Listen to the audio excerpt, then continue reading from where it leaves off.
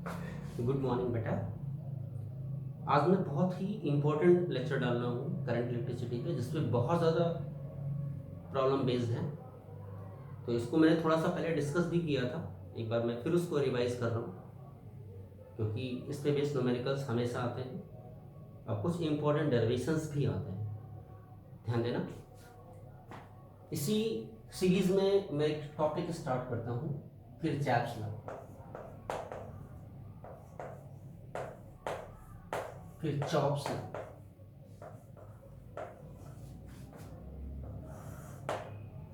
Basically इसका use किया जाता है टू सॉल्व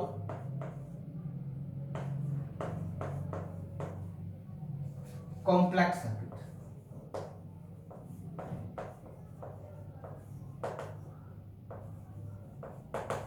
जो कॉम्प्लेक्स सर्किट होते हैं उसमें किसी पर्टिकुलर ब्रांच के अंदर हमें क्या निकालना हो, करंट या पोटेंशियल ड्रॉप निकालना हो रेजिस्टेंस के अक्रॉस, तो वो हम कर सकते हैं किसके द्वारा, with the help of Kirchhoff's law.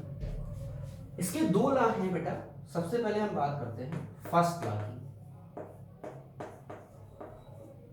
First law को हम एक और नाम से जानते हैं, लॉ ऑफ करंट। और बेटा ये फॉलो करता है law of conservation of charge. Law of conservation of charge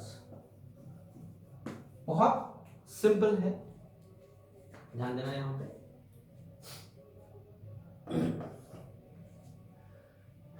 इसमें फर्स्ट लॉ या लॉ ऑफ करंट क्या है, जिसे मान लो एक हम सर्किट का एक पार्ट लेते हैं, कोई कंप्लीट सर्किट रहा होगा, देखिए मेरे बच्चे, मान लो ये करंट I1 है, रेजिस्टेंस R1 है, this is R2, current I2। ये O जो हमारा है इसे हम बोलते हैं जंक्शन। जंक्शन का मतलब होता है जहां पे कुछ करंट्स आती हैं और कुछ निकलती हैं। जैसे ये करंट हमने और ये करंट हमने I3 ले लिया, R3, और ये R4 में रेजिस्टेंस R4। तो ये जो पॉइंट हमारा है this is considered to be junction. तो लॉ ऑफ करंट को एक हम और नाम देते हैं जंक्शन। क्या बोलते हैं बेटा, जंक्शन। तो फर्स्ट लॉ का जो स्टेटमेंट है बहुत आसान है। ये कहता है the algebraic sum, the algebraic sum of current meeting at any junction क्या होगा, will be zero always, means summation I is equal to zero। बात समझ में आ गई। अब थोड़ा सा इस स्टेटमेंट को मैं इलस्ट्रेट करता हूं यहां पे। तो अगर मैं O पे लगाता हूं सिग्मा I0, तो एक बहुत इंपॉर्टेंट चीज है जो आप ध्यान रखना, कि जो इनकमिंग करंट्स हैं जो आ रही हैं, अगर आप इनको प्लस लेते हो तो आउटगोइंग को क्या लोगे, माइनस, और अगर इनको माइनस लेते हो तो इनको क्या लोगे, प्लस। तो मैं इनकमिंग को प्लस मानता हूं, आउटगोइंग को माइनस मानता हूं। तो हमारे पास क्या होगा, I1 प्लस I2, ये दो आ रही हैं, और निकल कौन सी रही है, माइनस I3 माइनस I4, और इसका सम क्या था, 0। तो क्या रिजल्ट आया, I1 प्लस I2 और I3 प्लस I4 उधर ले गए। तो एक देखो और लॉ का स्टेटमेंट आ रहा है, इसे हम क्या कहते हैं, at any junction the sum of क्या है, बोले बेटा, इनकमिंग करंट,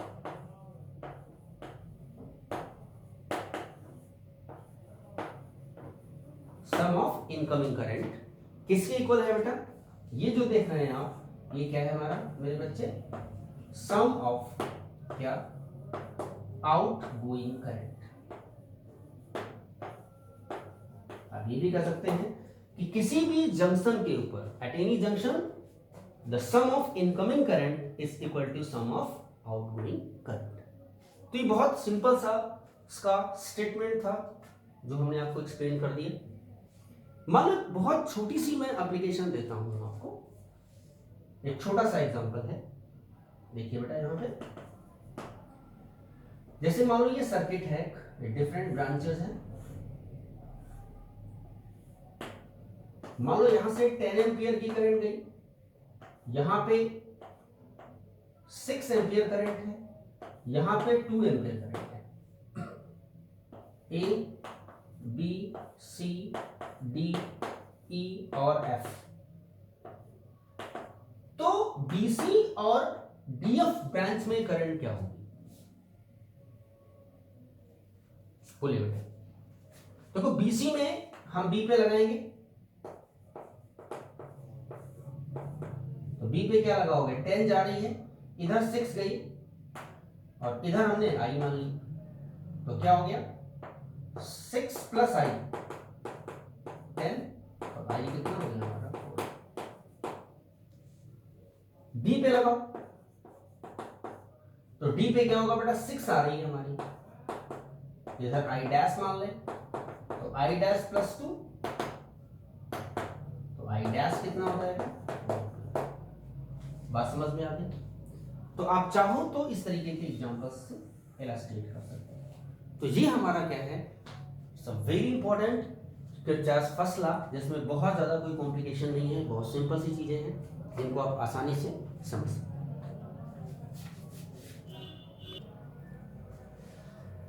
देखिए बेटा, किरचॉफ सेकंड लॉ को हम एक पहले नेटवर्क के थ्रू हम आपको क्या करेंगे?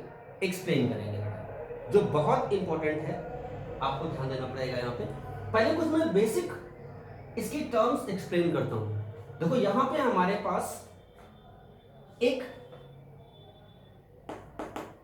क्लोज लूप है हमारा, कौन सा है? A B E F A, समझ गए? इसे बोलते हैं क्लोज्ड मेश, MESH। एक और क्लोज लूप हमारा है ये वाला,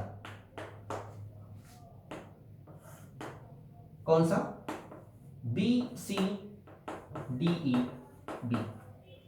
ये भी हमारा क्लोज मेश है। ये जो आप देख रहे हैं AB है या BE है या BC है, इन्हें हम बोलते हैं आर्म। ये क्या है? हमारी आर्म्स है। अब देखिए जरा, यहां से मान लो करंट प्लस से चलती है, आई यहां पे बढ़ गई, this is I1, this is I2। अब ये करंट इसमें जाएगी, यहां से फिर निकलेगी, तो आई क्या होगा हमारा? I1 plus I2। यहां पे हमने किरचॉफ फर्स्ट लॉ। तो बी को या ई को हम क्या मान सकते हैं? That is called as junction. ये टर्म समझ में आ रहे? इनका बहुत ज्यादा इस्तेमाल हुआ बेटा। एक और इंपॉर्टेंट बताते हैं, अगर हम इस सर्किट की बात करें, ये वाला, तो इसमें सोर्स ऑफ ईएमएफ है, तो इसे हम क्या बोलते हैं बेटा? Active circuit. और इसमें अगर हम देखें तो कोई भी सेल नहीं है, तो हम इसे कहते हैं that is called as passive circuit. तो ये जो किरचॉफ सेकंड लॉ हमारा है, इसे हम नाम एक और देते हैं लूप लॉ, क्योंकि ये हमारा बेटा अप्लीकेबल ही है क्लोज लूप के लिए। जो किरचॉफ सेकंड लॉ हमारा है वो बेटा अप्लीकेबल है किसके लिए? For closed loop. क्योंकि ओपन सर्किट के अंदर आप जानते हो करंट नहीं होती है। बात समझ में आ रहा है? तो क्लोज लूप अगर होगा तो ही आप किरचॉफ सेकंड लॉ को क्या करेंगे? आप अप्लाई करेंगे। तो इन फैक्ट इसका स्टेटमेंट बहुत आसान है, जरा ध्यान देना।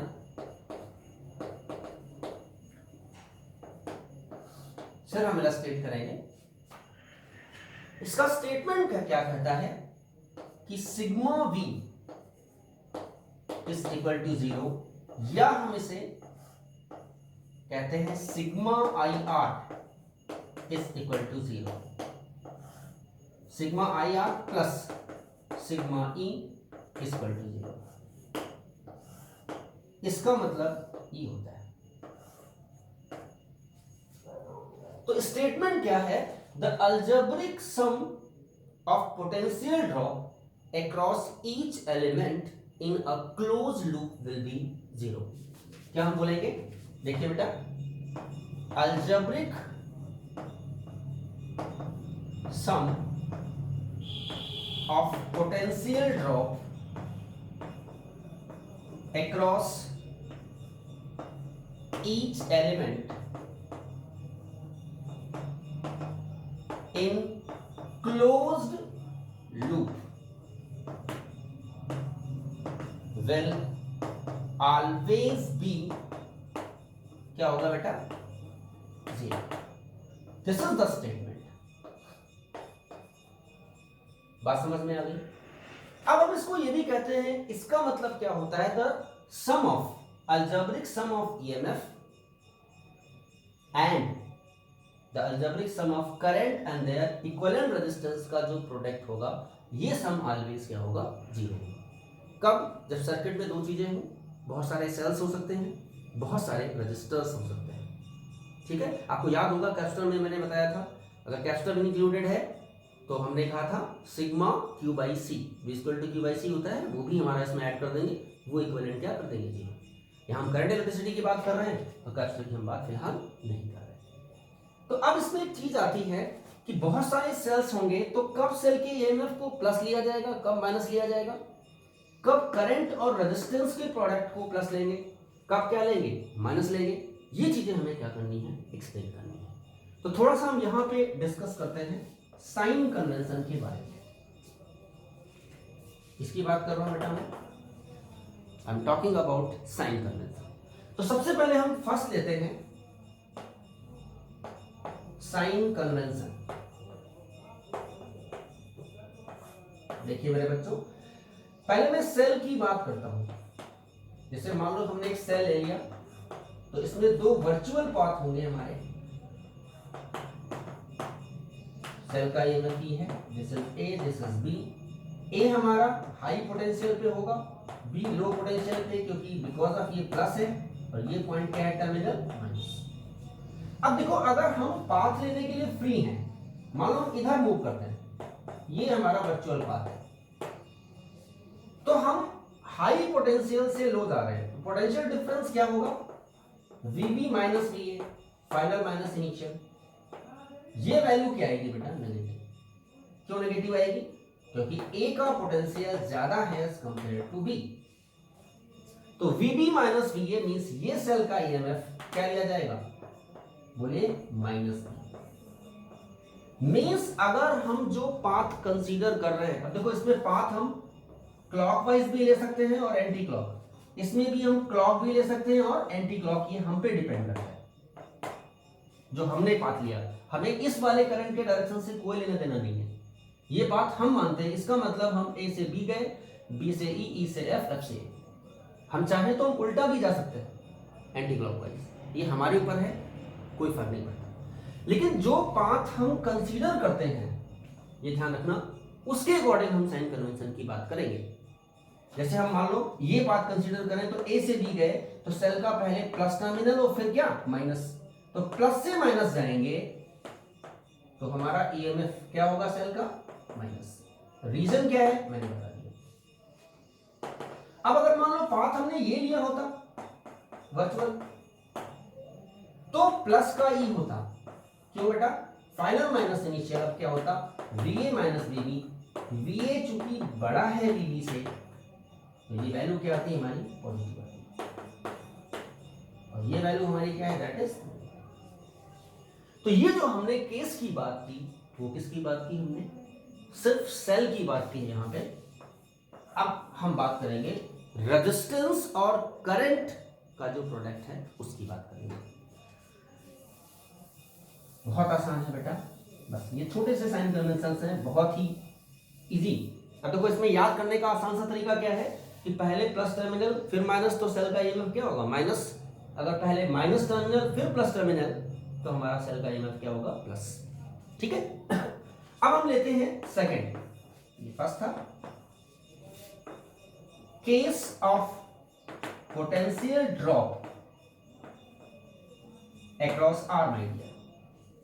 तो जैसे मान लो कोई एक रजिस्टर है और करंट आई डाली तो पोटेंशियल ड्रॉप क्या होगा v square T, Ohm's law से आई आर होगा ना बेटा, ए और बी। करंट हमेशा हाई पोटेंशियल से लो पोटेंशियल की तरफ जाती है, तो बेटा अगर हम ये पाथ लेंगे तो क्या आएगा माइनस आई आर। क्यों आएगा, इस पाथ के लिए VB माइनस VA और ये वैल्यू माइनस, बात अभी हमने एक्सप्लेन किया था। लेकिन अगर हम पाथ चेंज कर दें वर्चुअल तो क्या होगा बेटा प्लस का IR।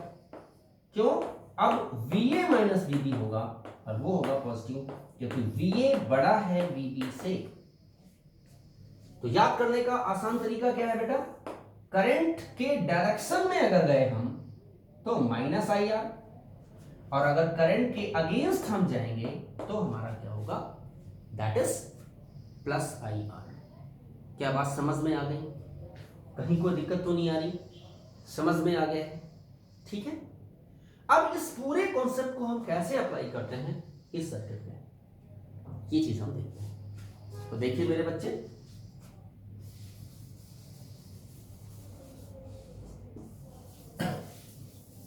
हम इन्हीं कॉन्सेप्ट्स को अप्लाई करेंगे और हम दिखाते हैं इससे क्या इंपॉर्टेंट चीजें हमें मिलती हैं। देखिए मेरे बच्चे, इलस्ट्रेशन,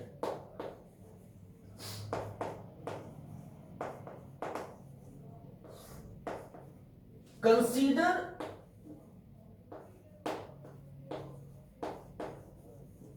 क्लोज लूप। कौन सा लिया हमने, क्लॉकवाइज दिया बेटा, तो ABEFA,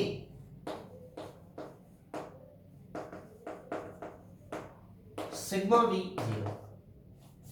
अब देखिए बहुत आसान है, A से B गए, पहले प्लस फिर माइनस, तो सेल का EMF क्या आया माइनस। बात समझ में आ गई। अब देखिए करंट इधर है, आप इधर जा रहे हो, तो अगेंस्ट क्या होगा, करंट हमारी क्या जा रही है इसमें I1 प्लस I2, आई जा रही ना, हमने यहां पे फर्स्ट लगाया था, तो क्या होगा I1 प्लस I2 और इनटू रेजिस्टेंस R1, और ये वैल्यू होगी प्लस की मेरे बच्चे, क्योंकि करंट इधर आ रही है और हम इधर जा रहे हैं, हमने पाथ ये लिया है ना। अब इधर आइए जरा, अभी भी करंट के अगेंस्ट जा रहे हैं, देखिए तो इसमें करंट I1 और इससे R2, तो हमारे पास क्या हो गया प्रोडक्ट प्लस I1 R2, और ना तो यहां कुछ है सेल या रजिस्टर ना यहां है, तो ये वैल्यू क्या हो गई हमारी 0। बात समझ में आ गई।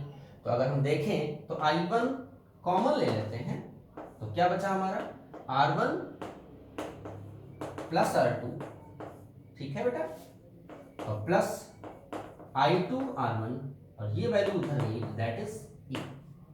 This is the first equation my dear. अगर R1 R2 और E की वैल्यू पता हो तो हमारी एक इक्वेशन I1 I2 की आ जाएगी। अब हम दूसरे में चेक कर लेते हैं। दूसरा भी हमने क्लॉकवाइज माना है, आप चाहो तो एंटी मान सकते हो, आपकी मर्जी है। तो सेकंड जो हम लेते हैं लूप 2,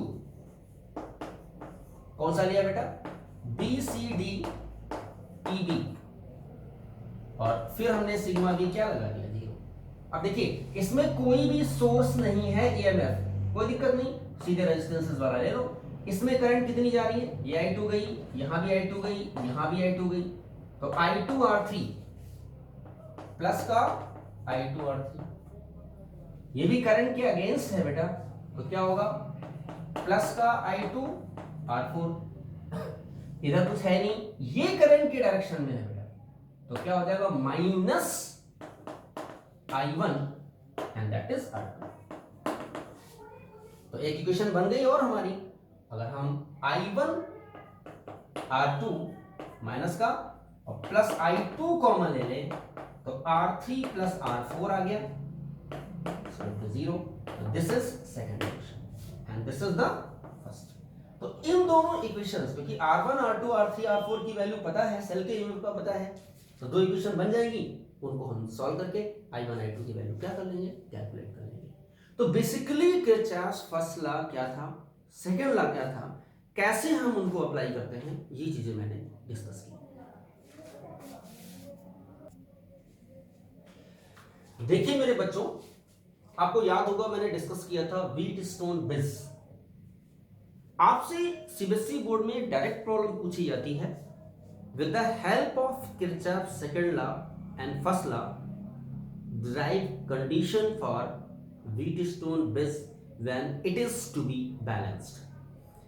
किरचॉफ्स लॉ की थ्रू आपको कंडीशन प्रूफ करना है जो रिक्वायर्ड होती है, कब, जब व्हीटस्टोन ब्रिज जो हमारा है वो बैलेंस कंडीशन में हो। पहले मैं आपको थोड़ा सा एक्सप्लेन कर देता हूं।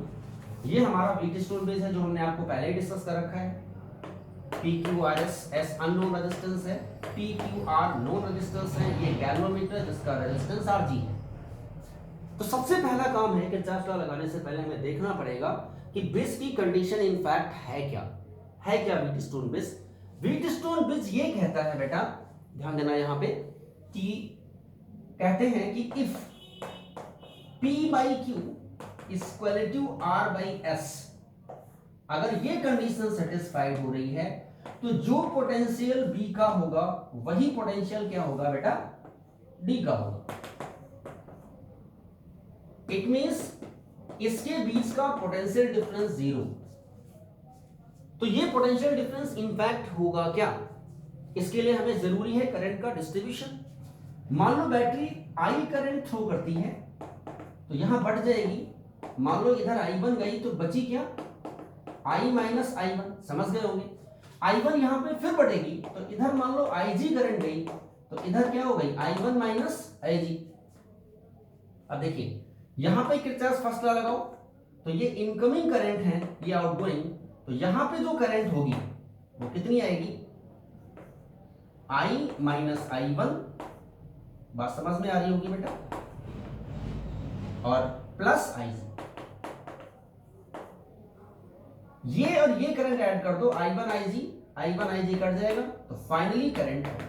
तो जितनी करंट एंटर की उतनी ही करंट क्या हुई बेटा, लीव हुई। बात समझ में आ गई, ठीक है। तो एंटरिंग लीविंग करंट क्या होनी चाहिए बेटा, सेम होनी चाहिए। डिफरेंट है इसका मतलब आपका करंट का डिस्ट्रीब्यूशन क्या है, गलत है। तो अब यहां पे ड्रॉप क्या हुआ, करंट IG रेजिस्टेंस Rg, तो ड्रॉप कितना हो गया बेटा, IG Rg। अब आप जानते हो गैल्वेनोमीटर का रेजिस्टेंस तो 0 है नहीं बेटा, इट मींस व्हाट, कि IG की वैल्यू क्या होनी चाहिए, 0। मींस अगर ब्रिज बैलेंस है, व्हेन ब्रिज इज बैलेंस्ड, तो ये कंडीशन ट्रू होगी। मींस ये दोनों सेम पोटेंशियल पे होंगे और गैल्वेनोमीटर की करंट 0 होगी, तो गैल्वेनोमीटर शोज क्या बेटा, नो डिफ्लेक्शन। ये हमारा क्या है, इसे हम कहते हैं that is called as Wheatstone bridge. अब बेटा किरचॉफ्स लॉ का इस्तेमाल करके हमें ये कंडीशन क्या करनी है, प्रूव करनी है। अगर आपसे पूछा जाता है बाय यूजिंग किरचॉफ्स लॉ तो आपको प्रूव करना पड़ेगा। तो हम यहां पे अब देखो प्रूव करते हैं इसको, कंडीशन को, बहुत आसान है। हमारे पास दो लूप हैं 1 2, एक तो लूप 1 ले लिया क्लॉकवाइज, ये भी हमने 1 ले लिया, जरूरी नहीं है क्लॉकवाइज ही ले। तो पहले हम लेते हैं कंसीडर लेट क्लोज्ड लूप 1 और अप्लाई कर दें सिग्मा V0। अब देखिए करंट के डायरेक्शन में 1 2 3, क्या लूप हुआ, A B D A. Current के डायरेक्शन में -I1 थी, IB, ठीक है। इधर आइए, करंट के डायरेक्शन में -IG RG, ये करंट के अगेंस्ट है बेटा, तो +I - I1 इंटू क्या हो गया, that is R, that is 0। और अगर ब्रिज बैलेंस है बेटा तो IG क्या होगा हमारा 0, तो अब ये फैक्टर खत्म हो गया। तो अगर आप देखो तो क्या बना हमारा, -I1P plus IR -I1R equal to 0। तो माइनस वाले उधर ले जाओ, तो IR क्या आया, I1 कॉमन, तो क्या हो गया R plus P। This is equation first. कोई दिक्कत है नहीं है ना। अब आप लूप सेकंड कंसीडर कर लो, तो कंसीडर लूप 2 BCDB, फिर लगा दीजिए सिग्मा बी क्या होगा 0। क्या मिलेगा जरा बताइए, करंट के डायरेक्शन में तो -I1, बोलिए बेटा, -IG, ब्रैकेट में बंद कर दिए, इनटू Q, ये करंट के अगेंस्ट है, तो प्लस करंट क्या है बेटा, I - I1 plus IG into S, फिर करंट के अगेंस्ट तो प्लस IG RG, और कुछ है नहीं, ये वैल्यू 0 कर दी। अब इसमें IG की वैल्यू अभी भी क्या है हमारी 0, तो बताइए बेटा इक्वेशन क्या बनी, बोले मेरे बच्चे, ये 0 हो गया, तो -I1Q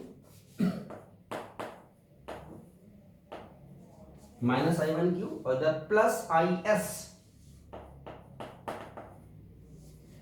-I1S,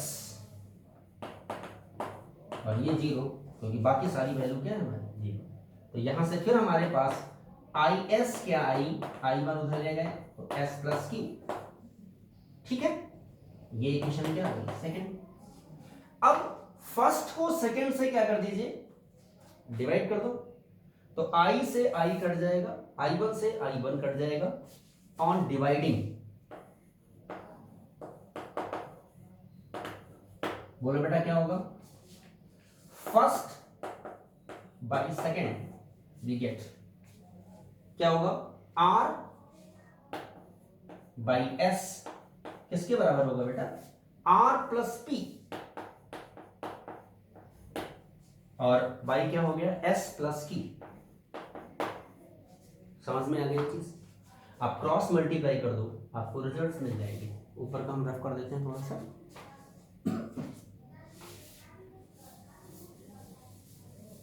देखिए मेरे बच्चे,